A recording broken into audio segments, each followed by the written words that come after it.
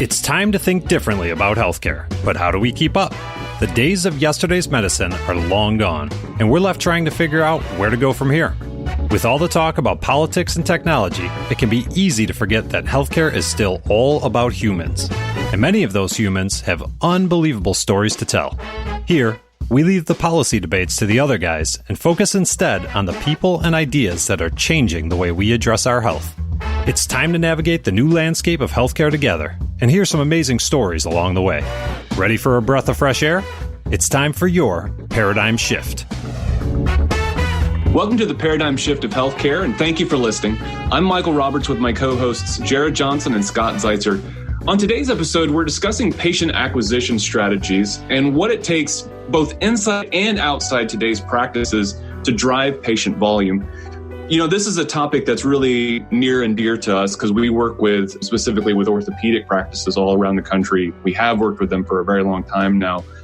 And it's this process that takes a lot of strategy, a lot of thought to not only move people through the practice once they get there and, you know, all the workflows that are associated with it. But there's a lot that has to happen before the patient gets there, before anyone even knows to come to your facility to get the care that they need. So, you know, one of the things that we like to talk about, obviously, we're very biased towards digital media. We're, you know, a web development company, a marketing company, those sorts of things. And we focus a lot online. You know, but one of the things that we focus with practices in particular is that in a lot of ways, their budget and their level of marketing, I'll even say like personnel that they can devote, it's very much run like a small business.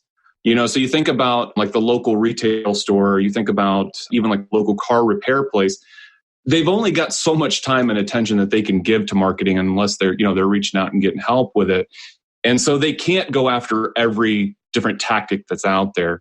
And one of the things that we try to do is steer people away, whether it was a small business or if it's a practice, steer people away from a lot of traditional media means. So billboards and television commercials and big ads in the local newspaper or in the, you know, magazines that are running nearby. It is an overarching thing of like, hey man, they've got limited time and limited money to get what they need to get done. And, you know, it's always a big ego boost to see a big billboard out there as you're driving into work. But how many people is that billboard really hitting? And how the heck do you measure that? You know, there are ways, don't get me wrong, but with limited time and money, it's something they need to be careful about. I think specifically around the groups that we work with, let's say that you're like a dentist, let's say you're a plastic surgeon, you're something like that. Maybe even like if you had the budget as a primary care group, you need to reach kind of everybody, right? You want to get your message out to as many people as possible. With orthopedics though, and spine and neuro, like you're reaching very, very specific groups of people that need you when they need you and not before. And so you're absolutely right. You can blanket people with messages, but it's not going to be relevant all the time. You know, that's a very significant takeaway if you're listening in on this and you're in a practice marketing situation. It is about, I really believe that patients are very, very hyper-focused on what their problem is, and rightfully so. And so getting to those patients at the right time, that's the critical win. And this could be different for, you know, once you start getting into very large medical groups and maybe you're, you know, working all the way from like primary care all the way through hospital care and all that kind of stuff, that's a totally different dynamic. But when you are these sort of small businesses that we tend to work with a lot, you have to be very hyper-focused on that messaging. And some of that even leads to what can practices do, you know, as small businesses to get out there and connect with people that are referring patients to them. How can they get out there in the community, you know, and be a part of different events that are out there that are very closely related. So again, one of the groups that, you know, we may work with is like a sports medicine group, you know, specifically within orthopedics. So that's a very easy connection to, well, hey, if I'm the sports medicine doctor for the local high school team, there's a very clear connection there. There's a very clear point where okay, that makes sense. And the people that are in this group clearly need you. So it's not just a, hey, I hope this works kind of blanket message again. Yeah. You know, Michael, we talk a lot to say an orthopod's doing sports medicine. They do work with a lot of trainers. They work with a lot of primary care providers. a lot of specific key people within their community. And this has nothing to do with digital versus traditional. This has nothing to do with digital advertising. It's more of a traditional modality here, but take advantage of those relationships. There are a lot of good old school modalities that we have found to be very effective that, frankly, as you get on in your practice, you may forget about. Initially you're going to meet everybody, talking about people coming right out of their fellowships. A lot of people spend a lot of time in ERs developing relationships with the local community, just getting new business because they're there. It's critical to getting their practice started. And then as their practice starts to mature and grow, and consequently the practitioner gets more busy, they tend to forget about that. And, reminding people about the criticality of keeping those relationships is really important. And guys, we're not talking about, sending a box of chocolates. We're talking about, hey, thanks for sending a patient over, a letter or a quick phone call to say that I've taken care of that patient. And here's what's going on. Good communication, so critical. A lot of our surgeons work with primary care providers, rheumatologists, and they occasionally have dinners that are sponsored by medical device companies where they kind of go over like, look, man, here's your options to take down the whole idea of, to go down the pathway of, say, total joint replacement. It's like, hey, here's what you can do to avoid total joint replacement. We all agree with that. But when you finally have to get to the point where you think those things aren't working, here's what happens. Those primary care dinners are very helpful. And communicating, like, don't just end it there. We're very quickly kind of bridging this gap between what's happening outside of the practice to what's happening inside. A lot of these relationships that have to be there for referring physicians, for just the community in general. So, Scott, why don't you talk some about like what's going on inside the practice? Thanks, Michael. So now we finally have the patient walking in the door. You've worked really hard to get that patient to walk in the door, whether that referral came from a friend, family, the professional, or an online referral.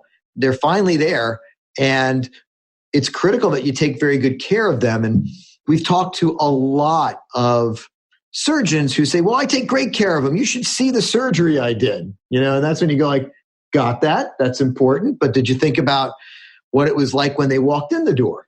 Who's welcoming them in, right? You know what I mean, Michael? How many times have we had that conversation? And then who on your staff is helping them get behind the door and into the exam room? What is that interaction like? Yeah, one of the very first interactions that people are having, obviously, is not with the doctor or the surgeon. It's how long was the wait time to be able to get to somebody? Just, if I'm calling in on the phone, if I'm visiting the office, how long is it before I actually see somebody that can help me with my medical condition? It's so critical, everyone, to set good expectations when they're walking in the door. Hey, man, we deal with a lot of surgeons, and surgeons are not going to say like, well, they're bleeding still. There was this problem, whatever. I'm just being silly. So I'm just going to leave anyway, though, because I don't want to make somebody miss their 10 o'clock appointment. But it is critical that there's good conversation occurring between the staff in the OR and your staff back at the office. And if you are running late, hey, you got to explain that to your patients that are waiting for you and reassuring them that, hey, if that was you, you would appreciate the fact that you're taking the extra time to make sure. We've got a surgeon that tends to talk quite a bit with all of his patients. Forget about the surgery part, slowing them down. He does not leave those patients until he's answered every single one of their questions. And we actually put something on the site because he was getting a lot of feedback like, I'm always late. And I think we wrote something on the site that said, yeah, I tend to run late because I'm going to make sure that I answer every question. So if you're looking to get in and get out, I may not be your guy. But if you're looking for someone to really take great care of you, that's me. And he set good expectations. And I thought that was really helpful. And it really helped him with all of his patients.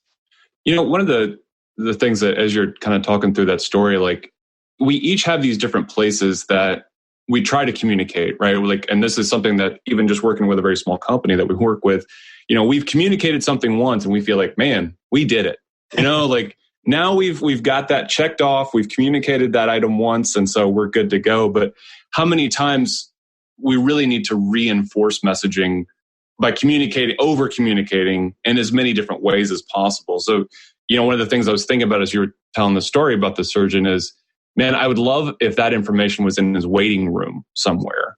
Sure. Like, hey, this is why we might be running a little bit late, but this is why. And it's this very like positive thing instead of like, oh, now I have to wait another 5 minutes or 10 minutes, whatever it may be. Yeah, I agree with you. And there's another great story I had where a sports medicine specialist that I had known for a while, I worked with him when he was a fellow, and he was getting out, and he just had difficulty getting his own practice going.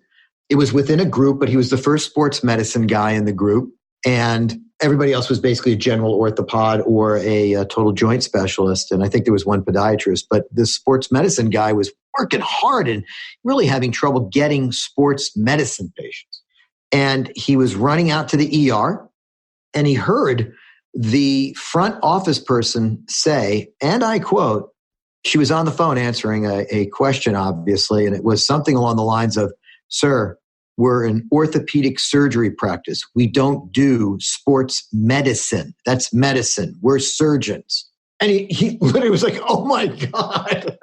And so when we talk about communicating better, usually we're having, most surgeons are talking to us about how they communicate with their patients. But before you even get to that, make sure that your people in your office are well trained.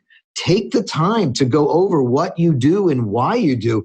It'll make your life so much easier. Scott and Michael, I feel like you're really hitting on something here, especially the part, Michael, that you talked about communicating something once, and then you feel like, yep, everyone should understand this and comprehend it and retain it and remember it from here on out, where I'm guilty of that. And oftentimes where I've put something out in one channel or it's an email and I assume everyone's read it. Why? Of course, why hasn't everyone read that, opened it, understood it?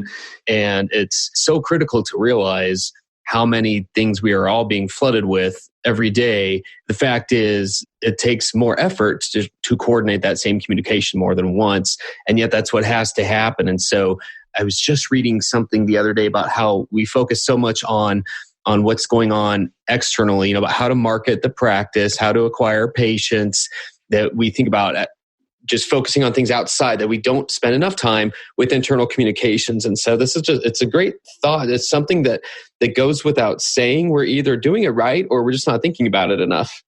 Yeah, Jared, you're right. If anybody has not heard the podcast we had with Dr. Green, it was one of our first podcasts, and he was talking specifically about what he does with his patients, about how he takes the time to listen and empathize, how he literally set up his office so that he could make good eye contact. But the other part of that conversation that Dr. Green talked about was how much time he spent going over this with his office as well. So it really is so helpful, the feedback that he gets from his patients about his empathy and about his attention to detail, that comes across not just from Dr. Green, but from Dr. Green's office. And to all the care providers out there, you're the captain of the ship. They are not going to remember, in most cases, one of the nurses' names or the billing person's name, etc. They're going to remember you. And rightfully so. You're in charge. And so as you start to think about how you need to communicate better with your patients, start thinking about how you need to explain that to your staff as well. And that as a team will be so much more helpful. It's also good to know that there are a lot of tools that are now in place that can help out with not only explaining it that first time, but going back and reviewing how well the office is doing around those factors. So you can do things like monitor your calls internally, where you can actually get some recording systems that help just from like a quality assurance kind of standpoint of like, yes, we're saying this the right way. We're getting people to what they need quickly. We're making this process much less painful for the patients that are calling in, that are trying to get in there. So one of my first bosses always had this saying of, you can't expect what you don't inspect. And so you always have to go back and actually pay attention to these things. You can't set them up once and just say, it'll be fine.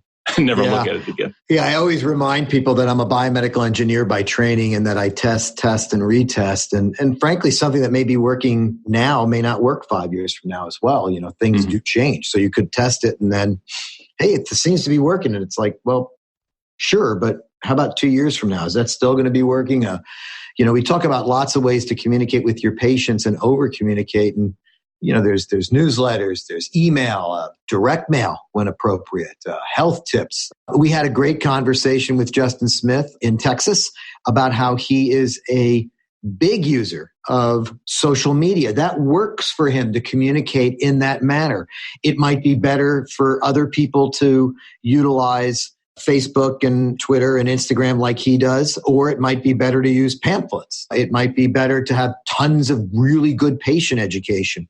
When we build websites for a lot of our customers, we really do try to insist to add good content on that site to set up the appropriate expectations for your patients to help attract the right patients.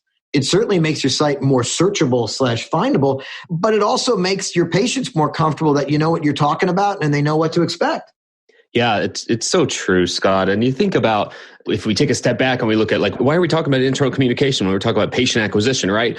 Well, I always love the types of conversations where I get asked, okay, so I've heard we just need to get some really good word of mouth. We just need to get some really good reviews. How do we, let's do that. What trick do you have up your sleeve to do that? And I'm like, turning the mirror back to you. And this is why do people spread the word about your practice? Well, it's because of things that happen in the practice that I have nothing to do with. It's all the things you just talked about. How easy was it to communicate with your patients? Did they go home feeling like they were communicated to in the right way? When we think about those kinds of things, it's pretty clear, and it's a lot easier to realize this isn't something that you just plug in something for. The website is there as the tool. They have to use it in the right way. They have to keep it up. They have to create some good content to communicate with their patients. And so it's realizing that word of mouth in and of itself kind of happens on its own when you do these other things right. Yeah, it will grow organically faster if you're paying attention to the details that matter to your patients.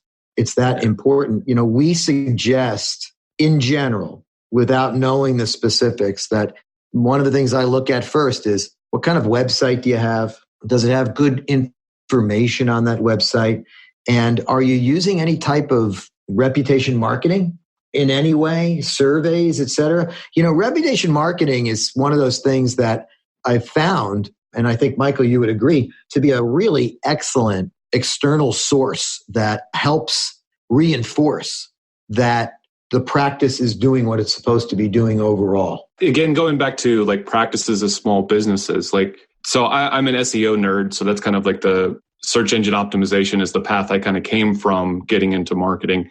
And, you just can't do SEO as a local business without focusing on these kinds of things, without focusing on your Google reviews. And, specifically for healthcare, we can look at health grades and vitals and all those other, systems that are out there, even Yelp. You have to be looking at what's happening because, again, you can say you're great all day long, come to my practice, I'm the best.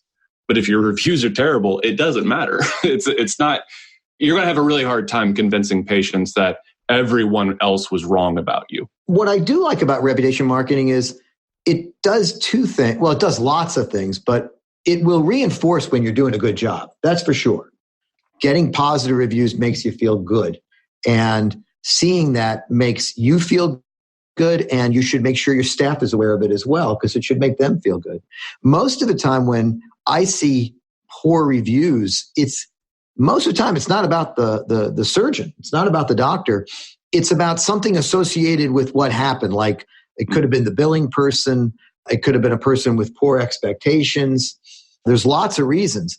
And so some of those reasons are we're not going to give you opioids just because you came in and said your back hurts. Okay, that's cool.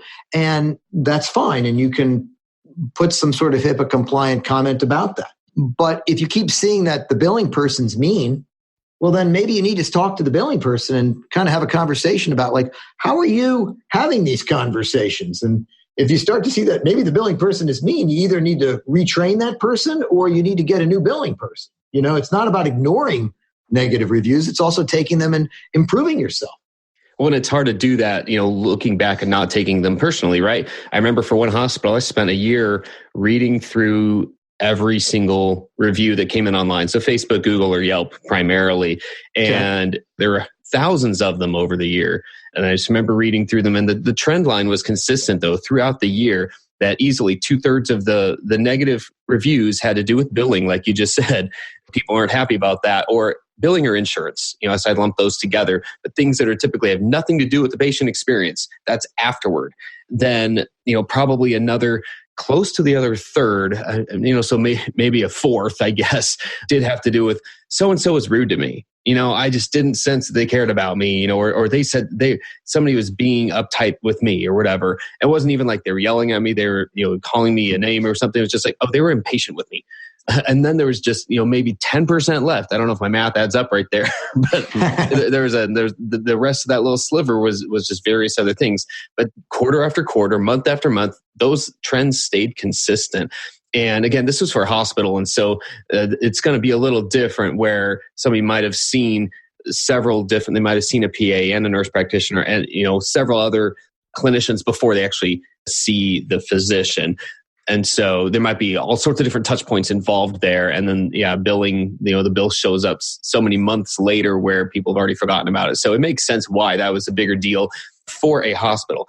And yet, I think the trend is going to stay there for a while. These are things that, are on the positive ones, where people saying, oh, this doctor had the best clinical outcomes. No, they're focused on, no, I was happy. They informed me. They treated me like they cared. They answered my questions. They knew what they were doing. They're an expert. I could tell, and those kinds of things. It's amazing what drives those. And so we just have to be realistic about what it means to drive that type of word of mouth with that type of reputation marketing. Jared, you really hit on something that while you were talking, I was thinking, like, if you're a total joint replacement specialist and you've got a fellowship in total joint replacement and you're well-trained and you're experienced, that's great. Now, I'm going to guess if you're in a decently sized metropolitan area, a lot of other people can make that statement. I'm well-trained, I'm very experienced, and you should come see me.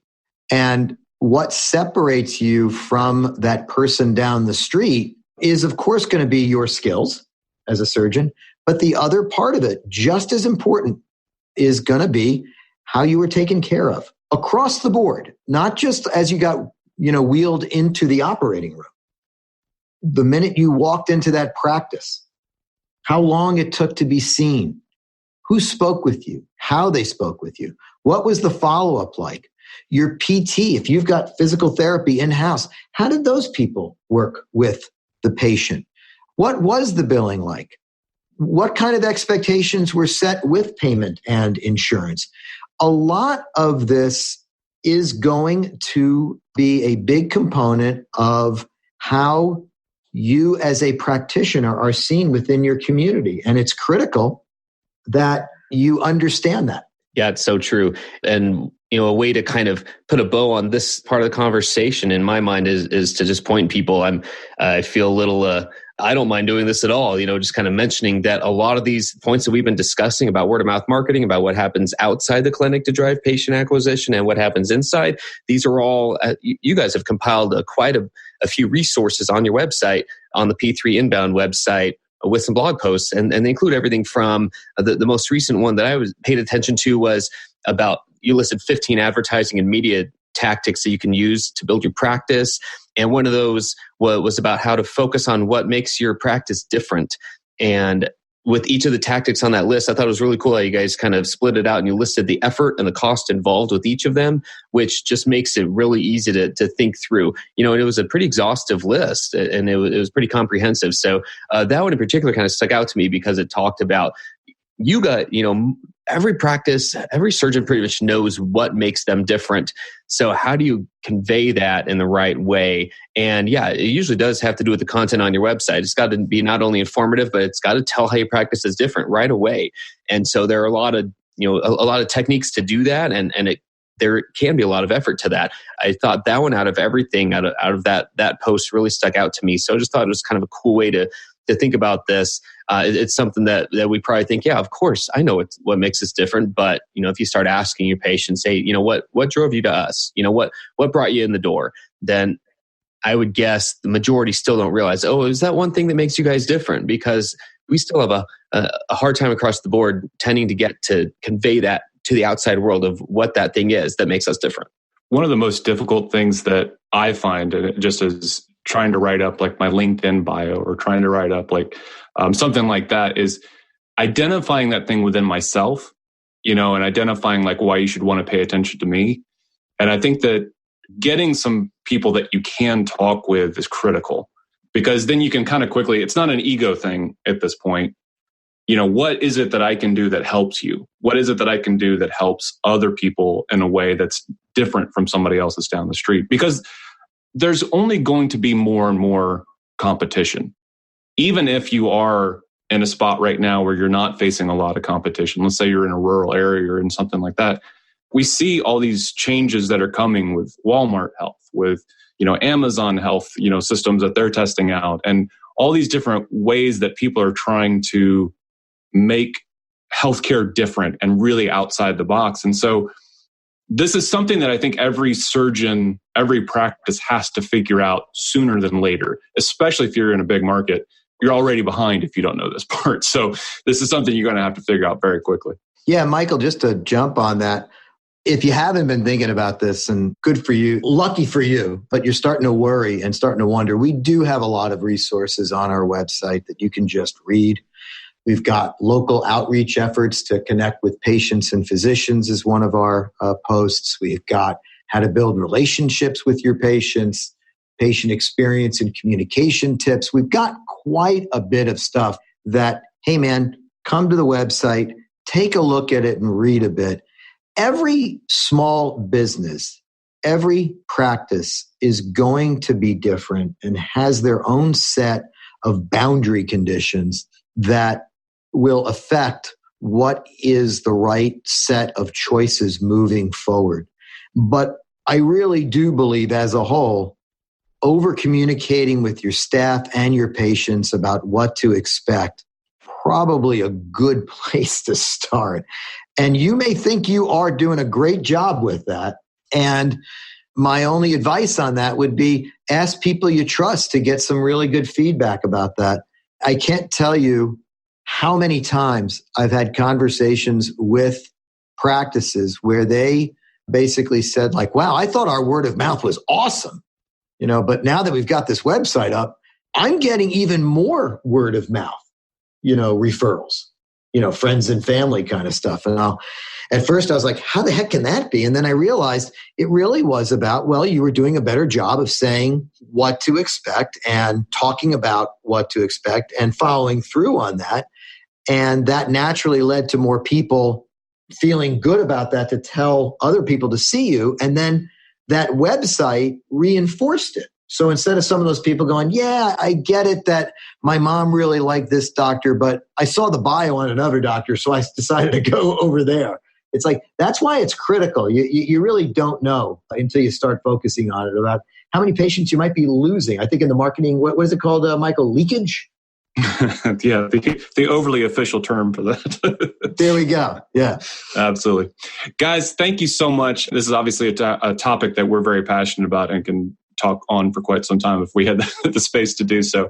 But I do appreciate it. I'm glad that we had a chance to kind of change up the format for a bit for this episode to talk through what practices are facing. And I think that there's even more that we have to talk about this, and something that we're kind of looking into as we go into season 2. We're kind of getting close to the end of season 1 with this interviews, and we're going to continue on with interviews in season 2. But I think translating that into what should practices do about that. Here are these mega trends. What do the small businesses of healthcare do about that? And I'm looking forward to discussing that more with you guys. So thanks so much, and have a great week, everybody. Thanks again for tuning in to the Paradigm Shift of Healthcare. This program is brought to you by P3 Inbound, marketing for ortho, spine, and neural practices. Subscribe on iTunes, Google Play, or anywhere you listen to podcasts.